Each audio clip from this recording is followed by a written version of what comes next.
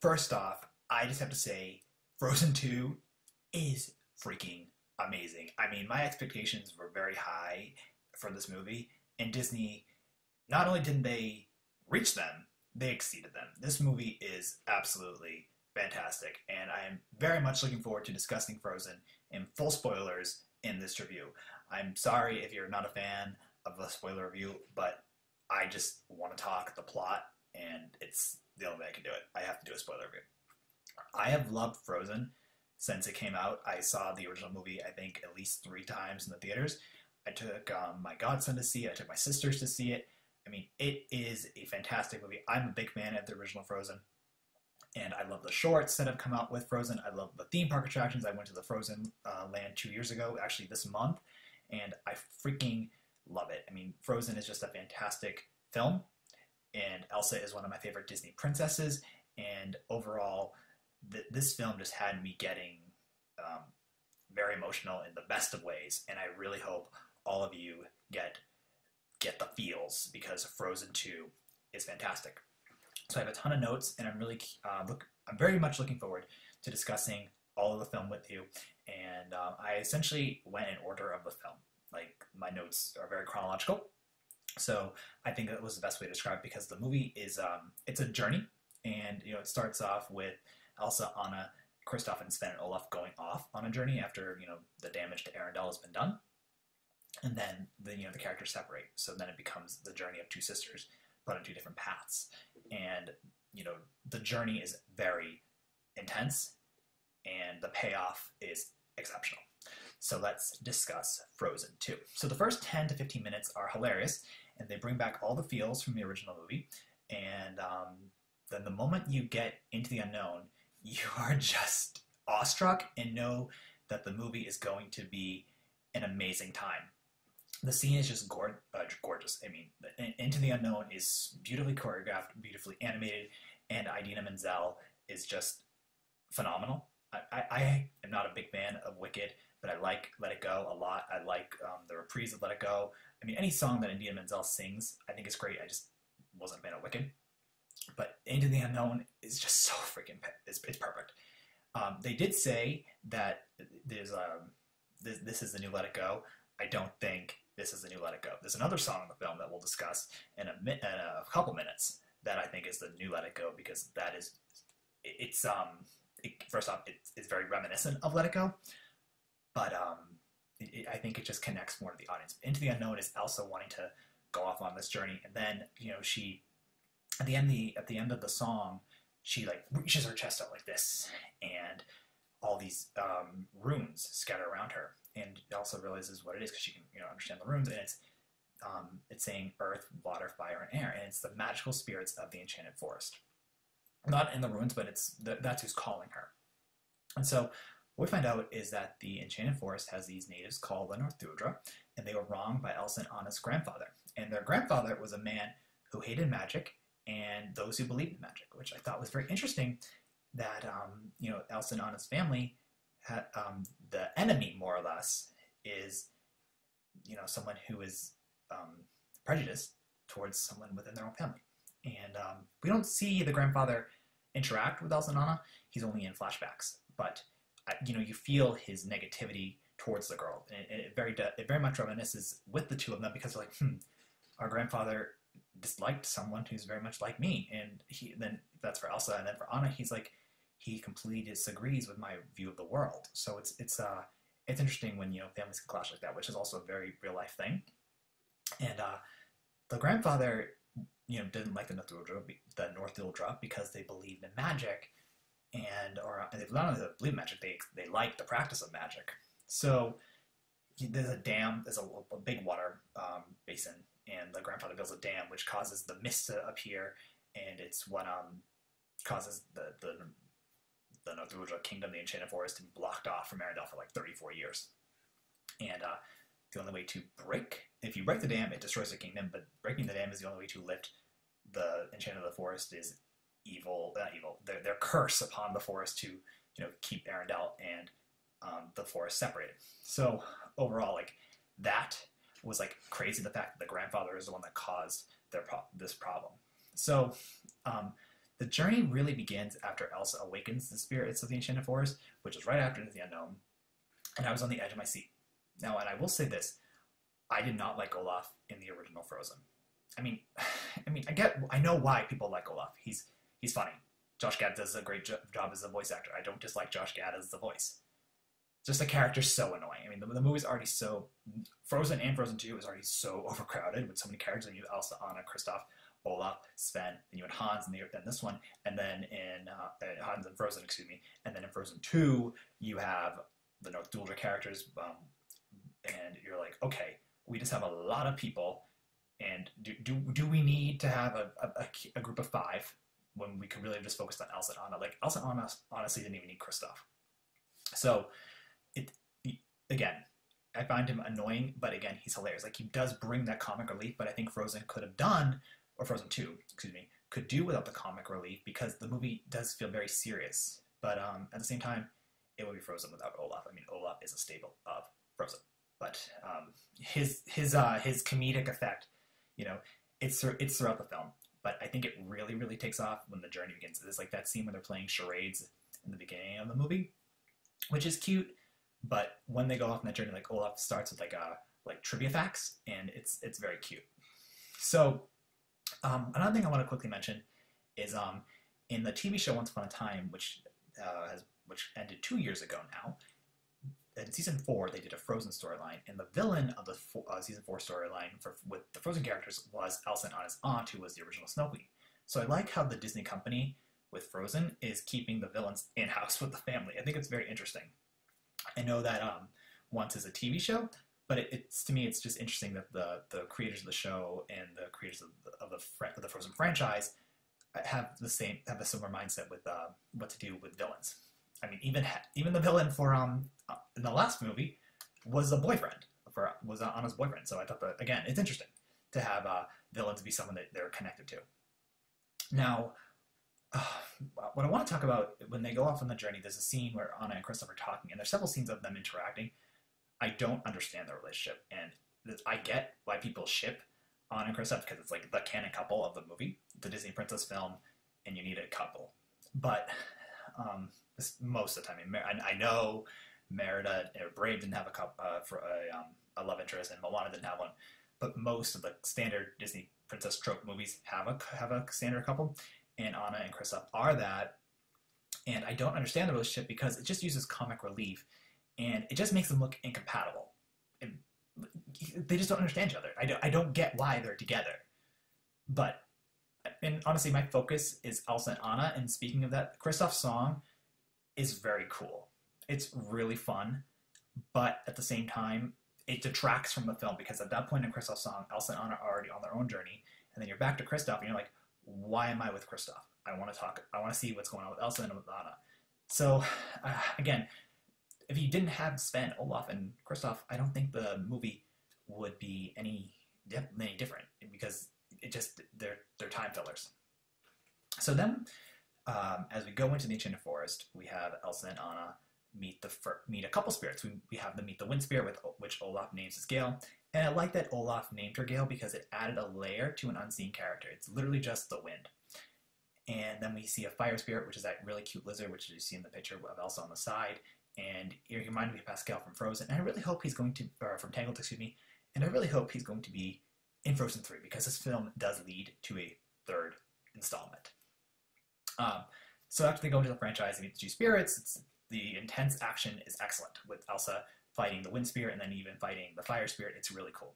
And then we get to meet the North Duldra and the Arendellians, who were trapped inside the mist. And we meet Sterling K. Brown's character, who is Lieutenant Matida. His character is really interesting. I love Sterling K. Brown. This Is Us, an excellent, excellent TV show. And I really enjoyed Sterling K. Brown's character quite a bit. Again, he should be in the third installment of the franchise. So we learn, through the interaction with the North Duldra, that Elsa and Anna's mother was a North Duldra. And I think this really brings out Elsa's adventurous side, because in Frozen, she was more reserved. I mean, she, again, she ran, but she ran because she was scared, not because she wanted to run. So I really liked the fact that, learning about her mother brought out this side that Elsa wanted to explore. and be adventurous. I really, really like that. She wanted to learn more about her mother and her father and why they were together, or what brought them together, and what made them leave. And as I said, this movie just really allows Elsa to go all out with her powers, and you're just like, whoa, every time it happens. I mean, she could lead a superhero film. Excuse me, 1 second, I'm super thirsty. So then, as the movie progresses, we learn why the parents on the ship, because we see the ship. So we know that Elsa and Anna, or we learn, excuse me, they were going to figure out why Elsa had magic, and that's essentially what caused the ship to sink, but their journey to learn about Elsa cost them their lives because of the storm that happened. And that leads Elsa to go into some form of depression, which is very intense. And that brings Elsa to go on her own journey. That's what causes Anna and Elsa to separate, because Elsa needs to keep going north to figure out who she is. Or, Elsa needs to go north to learn more about her life, and she sends Anna away. And that sends Anna on her own journey to essentially find Kristoff. Anna did make an interesting statement, because we learn also in the ship that Elsa and Anna's mother saved their father, and the spirits of the forest rewarded them with a magical daughter, which is why Elsa is the Snow Queen. And I thought that was really, really special. And then not only did they reward them with one daughter, they rewarded them with two, and we'll talk about Anna at the end of the video of what that reward actually is. So now, if you remember in the teaser trailer, you have Elsa trying to cross the sea, and you see Anna in the canoe, and that's again why they're on the separate ways. But we see Elsa going across the sea in full force right after she gets rid of Anna, or sends Anna off, and that scene is freaking awesome. It's just it blew my mind. It was so cool. The animation of it was phenomenal. And then when she tames the water horse, you're like, whoa, that's cool. And the water horse's mane is a waterfall. I mean, how cool is that? So that was just very freaking awesome. And then, as I said, there's another song that should be Let It Go, which is Show Yourself. And that is my favorite song of the film. And Elsa legitimately lets her hair down. She takes it out of the braid. And what happens is, after she tames the water horse, she goes off to further north to figure out the truth. And that's how, when she has this amazing number called Show Yourself, as I said, the scene blew my mind. And I said it was very much like Let It Go, because she gets another dress, and that new dress is probably the prettiest Disney princess dress I've ever seen in my life. I mean, it's just, it's phenomenal. So, following that, Elsa learns the truth about the past, and the way that scene is constructed, where Elsa is learning, is very interesting, because she sees snow replicas of the past events happening. Like, she even sees herself singing Let It Go, and she's like, ooh, that's a little embarrassing. But learning the truth comes the price, and the price was Elsa losing her life. And I thought that was really depressing. I didn't expect her to die, and not only didn't she die, it caused her magic to be undone, and it caused Olaf to die, because when Elsa sent Anna away, Anna interacts with the Earth. She sees the Earth spirits and doesn't want to interact with them, and she and Olaf get stuck in a cave, and they're trying to get out of it. And as Elsa starts to freeze, Olaf starts to die, and it was mortifying to see him die. You felt horrible for him, because he dies in Anna's arms. It's so sad, but you see Elsa freeze, and it looks so painful. Like the animation is like, you feel Elsa's pain, like you know what's happening. You know her blood is freezing in her. It's intense. Also, just a side note, I wonder what happened to her ice castle and marshmallow, because they were results of her magic. So would they unfreeze, and would the castle melt and cause issues to Arendelle? I don't know. It was never addressed in it. We'll talk about the ramifications of Elsa freezing in a minute. I'm sorry if I'm steering away. I wrote several paragraphs because I really wanted to make sure I get every bit about this movie discussed, because, as I said, it's a phenomenal film. So this movie felt more like a musical than the last one, and why I'm bringing this up is because after Elsa has her song, the second song, Anna has another song as well. It's really Anna's first song. I mean, she sang in the beginning of the film, but it's her solo. And last movie, the songs were essentially in the first 30 or so minutes. This movie, they're scattered throughout, which I think makes it very much more of a musical. And I really liked Anna's song, and it fit the character. But in comparison, it's a B to Elsa's two A songs. I mean, Into the Unknown and the name of Elsa's song. I'm so sorry that I forgot about it as I am talking to you guys. Share Yourself. Excuse me. I love it so much that my brain can't completely hold the name. But Share Yourself and Into the Unknown, which the Panic at the Disco version is what plays in the end credits, is also amazing.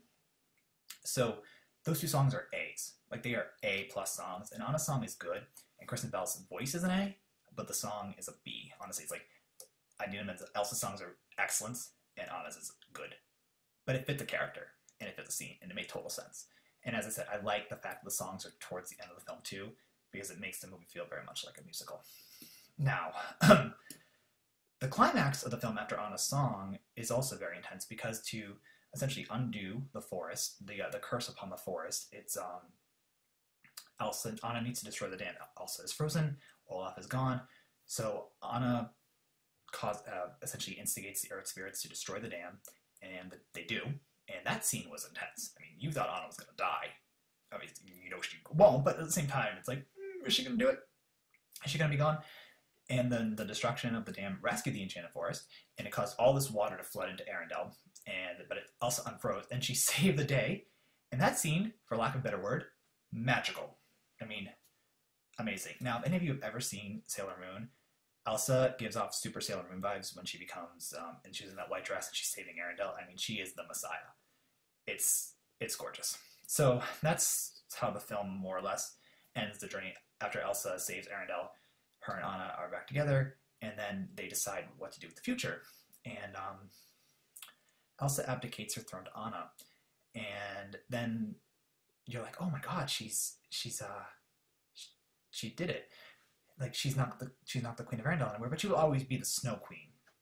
Now, throughout the film, there was discussion of a fifth spirit, and that spirit is the bridge between the magical world and the natural world, and that is what Elsa's role is, to be that bridge. But a bridge has two sides, and as I said earlier in the review, that Elsa and Anna's mother was blessed with two children, and Elsa is more connected to the magical world, while Anna is connected to the natural world.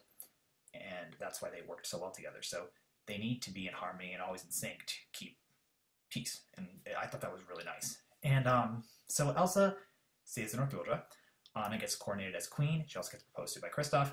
Again, I talked about the relationship. Why? Doesn't make sense. Either way, it's cute.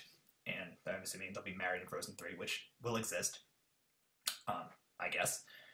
And so Elsa stays in Northuldra. And she kind of looks like a hermit, like a nomad, and you wonder, why wouldn't you just build an ice castle again? I mean, you can. Again, she will always be the Snow Queen, but she also seems to be like Queen of Nature.